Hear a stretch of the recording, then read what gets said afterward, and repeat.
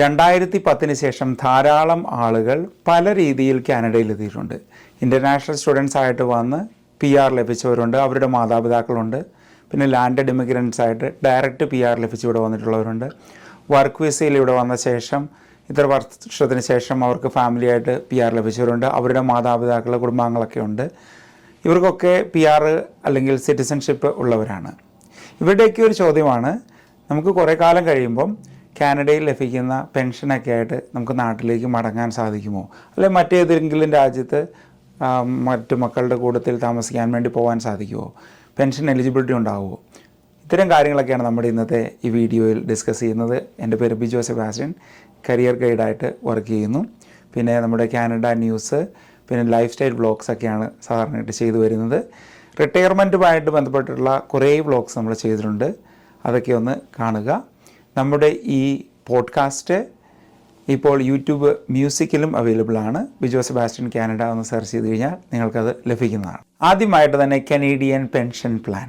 ഈ Canadian pension plan എന്ന് പറയുന്നത് നമ്മുടെ സാലറിയിൽ നിന്ന് തന്നെ നമ്മൾ കോൺട്രിബ്യൂട്ട് ചെയ്യുന്ന ഒരു സേവിങ്സ് ആണ്. ഇപ്പോൾ ബിസിനസ് ചെയ്യുന്നവർക്കാണെങ്കിലും CPP അടയ്ക്കുന്നുണ്ടാവും, അതായത് അവരൊരു പേറോളിലാണെങ്കിൽ അത് അടയ്ക്കുന്നുണ്ടാവും. നമുക്കറിയാം കാനഡയിലെ ടാക്സ് ഡിഡക്ഷൻ എന്ന് പറയുന്നത് പല രീതിയിലാണ്. അത് ഇൻകം ടാക്സ് ഉണ്ട്, പിന്നെ നമ്മുടെ ആവശ്യങ്ങൾക്ക് വേണ്ടി, അതായത് ഈ കനേഡിയൻ പെൻഷൻ പ്ലാൻ മാതിരിയുള്ള കാര്യങ്ങൾക്ക് വേണ്ടി സേവ് ചെയ്യുന്നുണ്ട്. പിന്നെ EA എന്ന് പറയുന്നത് എംപ്ലോയ്മെൻറ്റ് ഇൻഷുറൻസ് എന്ന് പറയുന്നത്, നമുക്കിപ്പോൾ ജോലി നഷ്ടപ്പെട്ടാലും ഒരു 6 മാസത്തേക്ക് നമുക്ക് ലാസ്റ്റ് ലഭിച്ച സാലറിയുടെ ഒരു 65% വരെ ലഭിക്കും. അതാണ്. അപ്പോൾ ഇങ്ങനെയുള്ള കട്ടിങ്ങുകൾ ചെയ്യുന്നതെന്ന് പറഞ്ഞിട്ടുണ്ടെങ്കിൽ നമുക്ക് ഓൾഡ് ഏജിലേക്ക്, അതായത് 60 വയസ്സിന് ശേഷം നമുക്ക് ഈ പൈസ തിരിച്ചു കിട്ടുന്നതാണ്. അപ്പോൾ അതൊരു സേവിങ്സ് ആയിട്ട് തന്നെ നമ്മുടെ അക്കൗണ്ടിലുണ്ടാവും, ഈ CPP അക്കൗണ്ടിലുണ്ടാവും. 60 വയസ്സിന് ശേഷം നമുക്ക് ഇതിനു വേണ്ടി അപ്ലൈ ചെയ്യാം. സാധാരണയായിട്ട് 65 വയസ്സിലാണ് നമ്മൾ അതിനു വേണ്ടി അപ്ലൈ ചെയ്യുന്നത്. 60 വയസ്സിന് അപ്ലൈ ചെയ്താലും നിങ്ങൾക്കത് ലഭിക്കുന്നതാണ്. എത്രമാത്രം വർഷങ്ങൾ നിങ്ങൾ ജോലി ചെയ്തിട്ടുണ്ട് എന്നുള്ള കാര്യങ്ങളൊക്കെ പരിഗണിച്ചാണ് ഈ പൈസ നമുക്ക് ലഭിക്കുന്നതെന്ന് പറയുന്നത്. അപ്പോൾ പേരൻസൊക്കെ ആയിട്ട് ഇവിടെ വന്നിട്ടുള്ളവർ എന്തെങ്കിലുമൊക്കെ ജോലി ആരംഭിച്ചു കഴിഞ്ഞാൽ CPP നമുക്ക് അങ്ങനെ കിട്ടും. ഇനി നമുക്ക് നോക്കാവുന്ന മറ്റൊരു പ്രധാന പെൻഷനാണ് OAS എന്ന് പറയുന്നത്. ഈ OAS എന്ന് പറയുന്നത് കാനഡയിൽ 60 വയസ്സിന് മുകളിലേക്ക്, അതായത് 65 വയസ്സിന് മുകളിലേക്ക് ഉള്ളവർക്ക് അപ്ലൈ ചെയ്യാൻ പറ്റുന്ന പെൻഷനാണ്. ഇതിൻ്റെ ഒരു ക്രൈറ്റീരിയ എന്ന് പറഞ്ഞിട്ടുണ്ടെങ്കിൽ 18 വയസ്സിന് ശേഷം നമ്മൾ 10 വർഷമെങ്കിലും കാനഡയിൽ താമസിച്ചിരിക്കണമെന്നുള്ളതാണ്. അതായത് കാനഡയിലാണ് നിങ്ങൾ ഈ പെൻഷൻ പറ്റുന്നതെങ്കിൽ 10 വർഷം മതി. എന്നാൽ നിങ്ങൾ വിദേശ രാജ്യങ്ങളിലേക്കോ ഇന്ത്യയിലോട്ടോ മടങ്ങി പോവുകയാണെങ്കിൽ നമുക്ക് 10 വർഷം മാത്രം പോരാ, 20 വർഷം കാനഡയിൽ നിന്നെങ്കിലേ ഉള്ളൂ നിങ്ങൾക്ക് ഈ പെൻഷനുള്ള എലിജിബിലിറ്റി ഉള്ളൂ. ഓൾഡ് ഏജ് സെക്യൂരിറ്റി എന്നാണ് ഇതിൻ്റെ പേര്. ഇതിനെപ്പറ്റിയുള്ള കൂടുതൽ വിവരങ്ങൾ അറിയണമെങ്കിൽ ഞാൻ താഴെ ലിങ്ക് കൊടുത്തിട്ടുണ്ട്, അതിലൂടെ നോക്കിയാൽ മതി. കൃത്യമായ വിവരങ്ങൾ നിങ്ങൾക്ക് ലഭിക്കുന്നതാണ്. എത്ര വരെ നമുക്ക് കിട്ടുമെന്ന് ചോദിച്ചിട്ടുണ്ടെങ്കിൽ ഒരു $713 വരെയാണ് നമ്മൾക്ക് ഈ ഓൾഡ് ഏജ് സെക്യൂരിറ്റി പ്ലാൻ വഴി നമുക്ക് ലഭിക്കുന്നത്. അപ്പോൾ അതിൻ്റെ ക്രൈറ്റീരിയ എന്ന് പറഞ്ഞിട്ടുണ്ടെങ്കിൽ $1,34,626 താഴെയാണ് നമ്മുടെ ആനുവൽ ഇൻകം, അതായത് 60 വയസ്സിന് ശേഷം എങ്കിലാണ് നമുക്ക് ഈ ഒരു തുക കിട്ടുന്നത്. നമുക്കതിന് മുകളിലോട്ട് ആണ് നമ്മുടെ ഇൻകം എങ്കിൽ നമുക്കത് കുറഞ്ഞു പോകും. കാരണം നമുക്ക് റെൻ്റൽ ഇൻകം ഉണ്ടാവാം, അല്ലെങ്കിൽ നമുക്ക് മറ്റ് രീതിയിലുള്ള ഇൻകമൊക്കെ നമുക്കുണ്ടാവാം, ഇൻവെസ്റ്റ്മെൻറ്റ് വഴിയുള്ള ഇൻകമൊക്കെ ഉണ്ടാവാം, എങ്കിൽ നമുക്കത് താന്നു പോകും. നമുക്ക് വിദേശ രാജ്യങ്ങളിലേക്ക് പോയാലും കുഴപ്പമില്ല, നമുക്ക് അവിടെ നിന്ന് തന്നെ ഈ എമൗണ്ട് ക്ലെയിം ചെയ്യാൻ പറ്റുന്നതാണ്. അടുത്ത ഒരു പ്രധാന പെൻഷനാണ് നമ്മുടെ ഗ്യാരണ്ടീഡ് ഇൻവെസ്റ്റ്മെൻറ്റ് സപ്ലിമെൻ്റ് എന്ന് പറയുന്നത്. ഗ്യാരണ്ടീഡ് ഇൻവെസ്റ്റ്മെൻറ്റ് സപ്ലിമെൻ്റ് എന്ന് പറയുന്നത് നമുക്ക് ലോവർ ഇൻകം ആണെങ്കിലാണ് ഈ പെൻഷൻ ലഭിക്കുന്നത്. ഓൾഡ് ഏജ് സെക്യൂരിറ്റി നമ്മൾ സ്വീകരിക്കുന്നുണ്ട്, അതോടൊപ്പം നമുക്ക് ലോവർ ഇൻകമാണ്. അതിൻ്റെ ക്രൈറ്റീരിയ എന്ന് പറയുമ്പോഴേക്കും നമുക്ക് ഓരോരുത്തരുടെയും ഇൻകം ബേസ്ഡ് ആയിരിക്കും.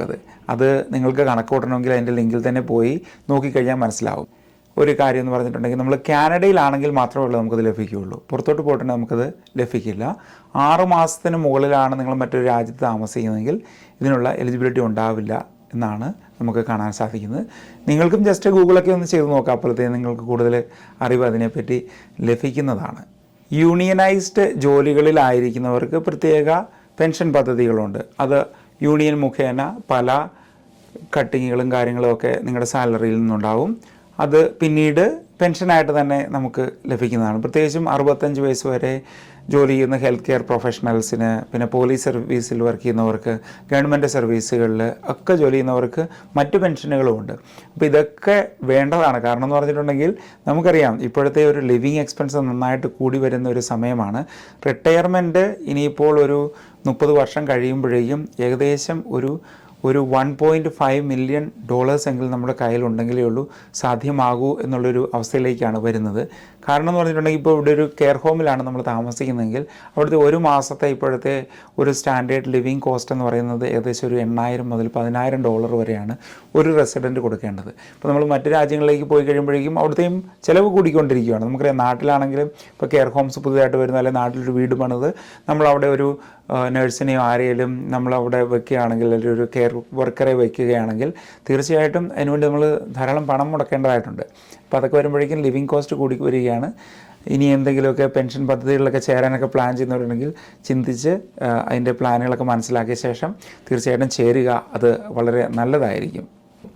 ഞാനീ പറയുന്ന കാര്യങ്ങളൊക്കെ എന്ന് പറഞ്ഞിട്ടുണ്ടെങ്കിൽ ഈ നമ്മുടെ ഈ ഒരു തലമുറയുണ്ടല്ലോ, അതായത് ഇപ്പം ഒരു 2010 ശേഷം വന്നിട്ടുള്ള ഒരു കാറ്റഗറി ആളുകൾ, അവരൊക്കെ ഇപ്പോൾ ഏകദേശം ഒരു 45-നും 50-നും ഇടയ്ക്കൊക്കെ ഉള്ളൊരു റേഞ്ചിലായിരിക്കും. അപ്പോൾ അവരൊക്കെ ഇപ്പോഴേ പ്ലാൻ ചെയ്ത് തുടങ്ങിയിട്ടുണ്ടാവും ഏത് രാജ്യത്തിലാണ് റിട്ടയർമെൻറ്റ് ചെയ്യാന്നുള്ളത്. ഇപ്പോൾ കാനഡിയൻസിൻ്റെ ഒരു പ്രധാന കാര്യമാണ് ഇപ്പം അവർ പല രാജ്യങ്ങളിൽ പോയി റിട്ടയർ ചെയ്യാറുണ്ട്. കാരണം കാനഡ എന്ന് പറയുന്നത് ഒരു ഡൈവേഴ്സിഫൈഡ് ആയിട്ടുള്ളൊരു കൺട്രിയാണ്.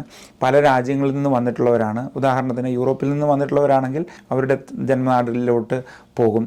പിന്നെ പലരും ഇവിടുത്തെ ലിവിങ് എക്സ്പെൻസൊക്കെ കൂടി വരുന്നത് കാരണം റിട്ടയർമെൻറ്റ് ഇത്തിരി കൂടി എളുപ്പമാക്കുന്നതിന് വേണ്ടി മറ്റ് രാജ്യങ്ങളിലേക്ക് പോകും. നമുക്കറിയാം ഇപ്പം നാട്ടിൽ നമുക്കൊരു $1,000 കിട്ടുന്നുണ്ടെങ്കിൽ നാട്ടിലെ തുക വെച്ച് നോക്കുമ്പോഴേക്കും നമുക്കൊരു 60,000 രൂപയാണ്.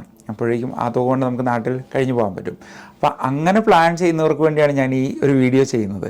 അപ്പോൾ നമുക്ക് കാനഡയിൽ നിന്ന് പുറത്തു പോയാലും ഏതൊക്കെ പെൻഷൻസ് നമുക്കിവിടെ കിട്ടും എന്നുള്ളതിനെ പറ്റിയൊരു ധാരണ നിങ്ങൾക്ക് ആയി എന്ന് ഞാൻ കരുതുന്നു. നമുക്ക് ഇങ്ങനെയുള്ള പല വ്ളോഗ്സുകളും ഇനി മുന്നോട്ട് ചെയ്യേണ്ടതാണ്. നിങ്ങളുടെ കോൺട്രിബ്യൂഷൻസ് വളരെ ഇമ്പോർട്ടൻ്റ് ആണ്. ഏതൊക്കെ രാജ്യങ്ങളിലാണ് നിങ്ങൾ റിട്ടയർ ചെയ്യാൻ ആഗ്രഹിക്കുന്നതെന്ന് താഴെ ഒന്ന് കമൻറ്റ് ചെയ്യുവാണെങ്കിൽ വളരെ നല്ലതായിരിക്കും. നമുക്ക് ആ രാജ്യങ്ങളിലെ പർച്ചേസ് പവർ പാരിറ്റി ഉണ്ടല്ലോ, അപ്പോൾ അതൊക്കെ ഒന്ന് നോക്കി നമുക്ക് കാര്യങ്ങളൊന്ന് വ്യക്തമായിട്ട് മുന്നോട്ട് ഡിസ്കസ് ചെയ്യാൻ സാധിക്കും. കാരണം എന്ന് പറഞ്ഞിട്ടുണ്ടെങ്കിൽ നമുക്കറിയാം ഇവിടുത്തെ ഒരു വീടിൻ്റെ മോർഗേജ് അല്ലെങ്കിൽ ഒരു റെൻ്റ് എന്നൊക്കെ പറയുന്നത് ഇപ്പോഴത്തെ ഒരു അവസ്ഥയിൽ ഒരു $2,200 ഒരു ആവറേജ് ആയിട്ടുള്ള ഒരു റെൻ്റ് എന്ന് പറയുന്നത്. ഈ തുക നമുക്ക് നാട്ടിലുണ്ടെങ്കിൽ അല്ലെങ്കിൽ മറ്റൊരു രാജ്യത്താണെങ്കിൽ എങ്ങനെ ആ സ്പെൻഡിങ് വളരെ മിനിമലാക്കാൻ പറ്റും എന്ന് നമുക്ക് മനസ്സിലാക്കാൻ അതുവഴി സാധിക്കും. അപ്പം ഇനിയും പുതിയ പുതിയ വ്ളോഗുകൾ റിട്ടയർമെൻറ്റ് സീരീസിലുണ്ടാവും. പഴയ കുറേ വീഡിയോസൊക്കെ ഞാൻ ചെയ്തിട്ടുണ്ട്. അതൊക്കെ നിങ്ങളൊന്ന് നോക്കുക. അതൊക്കെ നോക്കി നിങ്ങൾക്ക് ഇഷ്ടപ്പെട്ടെങ്കിൽ ഒന്ന് സബ്സ്ക്രൈബ് ചെയ്തേക്കുക, ലൈക്ക് ചെയ്തേക്കുക, നിങ്ങളുടെ കാറ്റഗറിയിലുള്ള ആളുകളിലേക്ക് ഒന്ന് ഷെയർ ചെയ്തേക്കുക. നമുക്കിനി അടുത്ത ആഴ്ച കാണാം. Thanks for watching. ബൈ.